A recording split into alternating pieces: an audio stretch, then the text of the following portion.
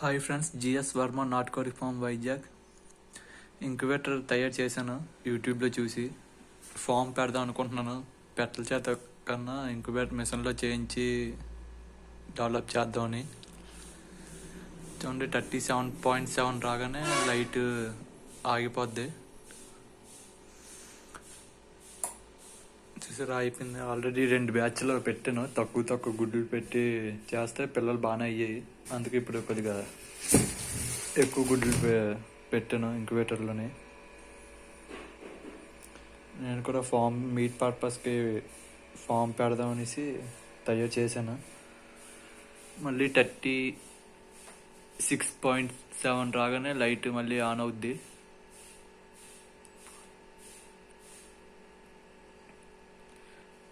ఒక 7-8 నెలల్లో నేను ఫామ్ డెవలప్ చేద్దామనేసి బయట గుడ్లు కొనేసి నేను మిషన్లో పెడుతున్నాను ఫ్రెండ్స్.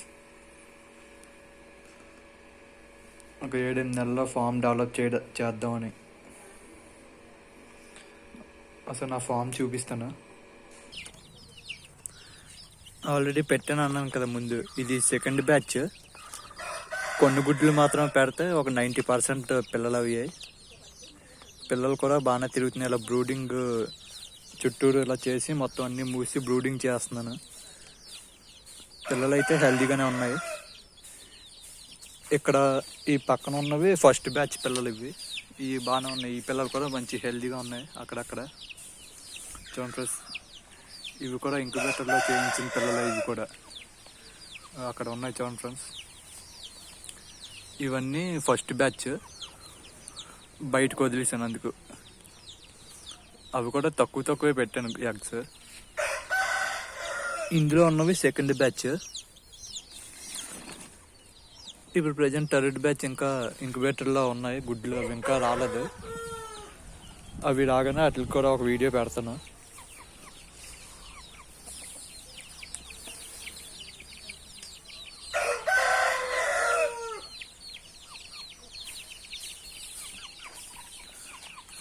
ఇవి ప్రజెంట్ ఉన్న కోళ్ళు. ఇంకా తక్కువ ఉన్నాయి. ఇంకా ఒక ఫ్యూచర్లో ఇంకా బాగా డెవలప్ చేద్దామని. ఓన్లీ మీట్ పర్పస్కి మాత్రమే జాతి కోళ్ళు అయ్యాయి కాదు.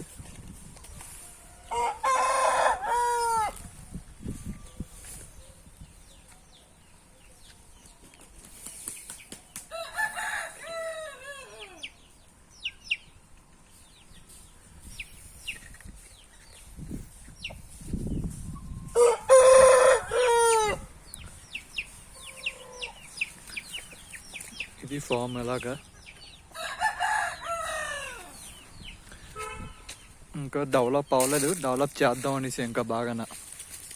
అందుకే చుట్టూరు మెస్ వేసి చేశాను. ఇంకా చిన్న షెడ్ కట్టాలి. ఏమైనా పాకతో చిన్న షెడ్ కడదామని. ఇంకా కర్రలు అవి ఉన్నాయి రెడీగా.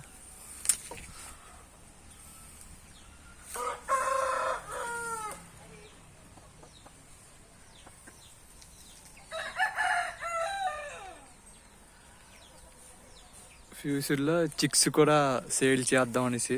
ఇంకా ఇంక్యుబేటర్ పెద్దది చేస్తున్నాను. ఇంకా రెడీ అవుతుంది. అది రెడీ అయితే అప్పుడు ఇంకా అందులో ఒక 200-300 గుడ్లు పడేలాగా తయారు చేస్తున్నాను ఫ్రెండ్స్. ఇంకా జిఎస్ వర్మ నాటుకోడి ఫామ్ వైజాగ్.